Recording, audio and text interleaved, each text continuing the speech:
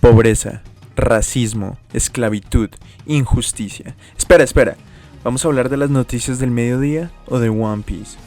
Sí, vamos a hablar de One Piece. De hecho, han pasado 27 años de la publicación del primer capítulo de One Piece, escrito e ilustrado por este señor con carita agradable y un tanto perturbadora. Yo tendría 1 año y algo más cuando ese suceso se dio y jamás me hubiera imaginado que un par de décadas después estaría al día con una serie que a la fecha de publicación de este video tiene más de 1100 capítulos de manga publicados y más de 1000 episodios al aire en formato de anime. Y es que es precisamente ese aspecto del cual quiero hablarles hoy, humilde audiencia. ¿Cómo es posible que exista una serie tan longeva? Bueno, aquí intentaré tocar distintos puntos del por qué desde mi punto de vista esto se ha dado. Han pasado cerca de 10 años desde que empecé a leer y ver One Piece. De hecho, en un principio no estaba muy convencido de hacerlo hasta que mi amigo marihuanero y otaku me convenció de hacerlo y dije, si lo dice él definitivamente debe ser interesante. Y lo fue. Así, con un trasfondo digno de flashbacks, empecé un viaje que en su momento me tomó aproximadamente 6 meses para estar al día. Sí, mucha vida social no tenía. En retrospectiva, hubieron muchos aspectos que llamaron mi atención. En principio, los personajes. Luffy, soñador, incrédulo, determinado y con una sola meta en mente. Zoro, varaz, igualmente soñador, con un sentido de la orientación cuestionable y segundo al mando, algunos dicen. Nami, codiciosa, con un mejor sentido de la orientación y con un pasado trágico que justifica todo lo dicho y por decir sobre ella. Usopp, mitómano, entre muchas comillas cobarde y donde apunta lo mete. If you know what I mean. Sanji, pervertido, el cocinero del barco, estratega y con un corazón de oro. Chopper, animal antropomórfico, comida de emergencia y doctor clandestino. Robin, el cerebro de la tripulación, fugitiva y uno de los personajes más interesantes de toda la franquicia. Bueno, hablo de los originales 7 porque aún sin mencionar a los 3 que faltan, todos encapsulan valores similares y de alguna manera al espectador objetivo se le permite soñar con ellos y apoyar cada uno de sus objetivos individuales, que de alguna manera gravitan alrededor del gran y aparentemente imposible sueño de Luffy. Y los sueños son universales, sean posibles o imposibles. Cada personaje que, aunque superlativo en su carácter, gracias a la escritura y dibujo particular de Oda, hace que nos sintamos identificados con una tripulación cuyo nombre se construye desde abajo en un mundo hostil y caótico. Un mundo que desde el principio se nos dice que es gigante, y prácticamente el sueño mojado de cualquier terraplanista al ver lo extenso que es, que no tendría sentido que fuese circular. Ahora, más allá de lo extenso de su mundo, deviene lo atractivo que es, ya que cada isla, cada país y cada territorio puede ser perfectamente extraído de un cuento fantástico de Disney, combinado con lo fáctico del mundo real, cada uno con su cultura y sistema político. Oda nos hace entender que su mundo se encuentra en un gran conflicto, tal y como el nuestro lo está. Esto le permite trazar un paralelo entre ese mundo de ficción y el nuestro que a veces parece que fuera al contrario. Oda trata a su audiencia como una audiencia capaz de interpretar los entretejidos profundos e intrínsecos de su narrativa, aunque a veces no lo sean. Por favor, no me cancelen. Tratando temas a nivel político como la opresión, el totalitarismo, el adoctrinamiento, genocidio, xenofobia, religión, entre muchos otros que hacen de ese paralelo con la realidad algo más notorio. Y es que precisamente la historia, a medida que avanza, nos permite ver cómo en las esferas más altas de la sociedad, o en este caso del gobierno mundial, hay fuerzas ocultas que permean al resto y que los poderosos no lo son tanto. Y así hasta llegar a destapar los secretos del mundo que, como bien indica el título, le hace falta una pieza. Esto permite que el grueso de su audiencia no se limite a una sola interpretación, a diferencia de otras series con un título, digamos, monocromático.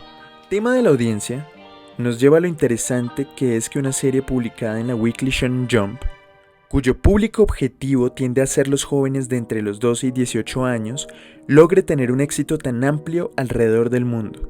Sin embargo, cuando miramos la realidad, vemos una serie cuyo público objetivo, al menos en el Japón, ha crecido con la historia a lo largo de 27 años.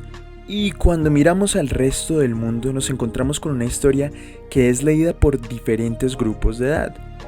Desde los más pequeños, quienes se ven atraídos, sí, por la naturaleza de la historia, pero en principio por lo infantil y llamativos que pueden llegar a ser los personajes, hasta los más grandes, quienes llevan esos gustos a otras esferas e incluso haciéndolo tema de conversaciones más complejas.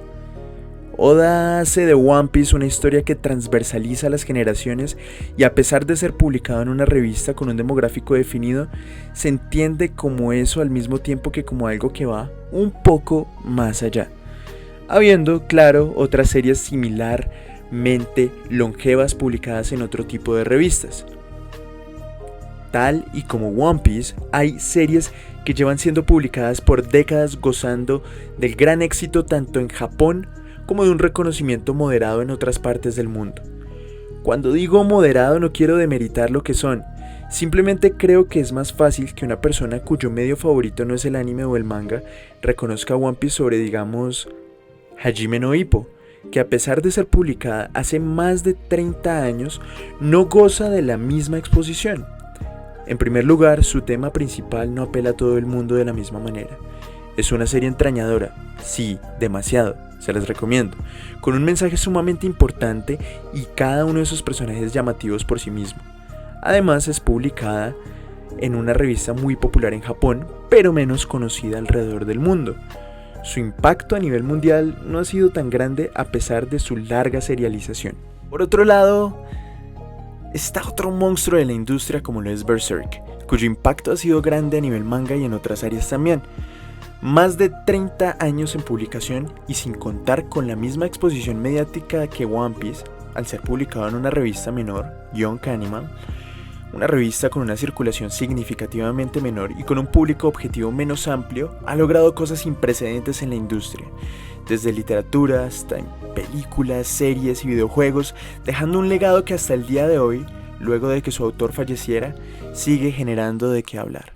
Y es que sí, hay series cuya longevidad exceden a la de One Piece y han logrado gran impacto en la industria en diferentes medios.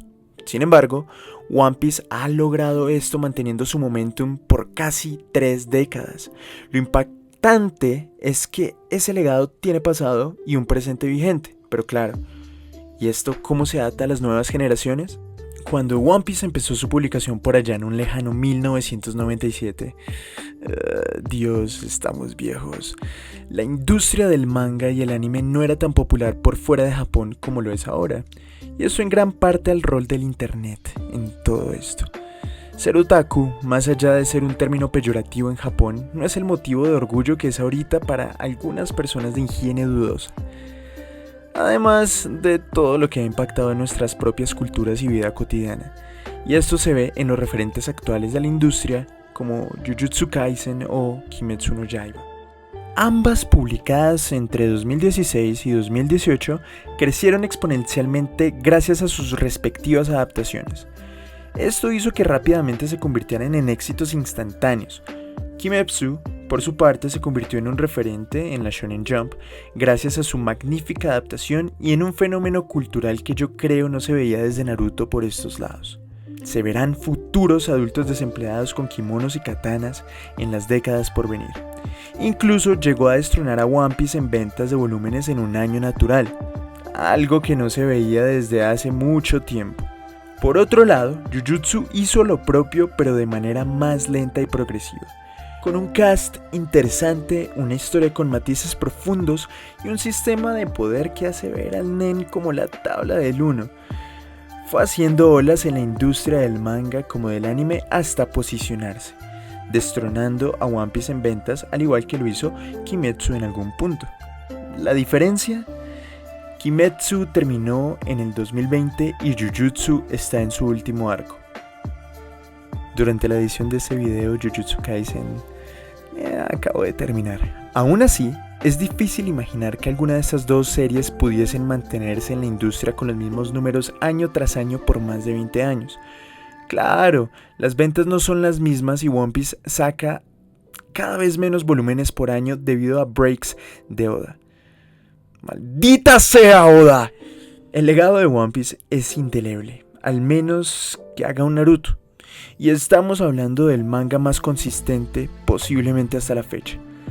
Además de no solo competir con los grandes de la industria del manga japonés, sino que a nivel del cómic, solo estando por detrás de Superman en cuanto a ventas. Seguramente, cuando One Piece culmine su historia sea el cómic más vendido en la historia, y eso solo es prueba de su influencia cultural en la tendencia popular. Así, cuando miramos a One Piece en su totalidad como producto literario, no solo de entretenimiento, podemos ver cómo de manera sutil y explícita Oda hace comentario frente a todo lo relevante en el mundo real, valiéndose de una ingeniosa narrativa con personajes con arcos argumentales entrañadores, escenarios amplios en detalle y asimismo fantásticos, que hacen que tanto el lector como el espectador se vean inmersos en una historia que seguramente trascenderá generaciones tan pronto termine.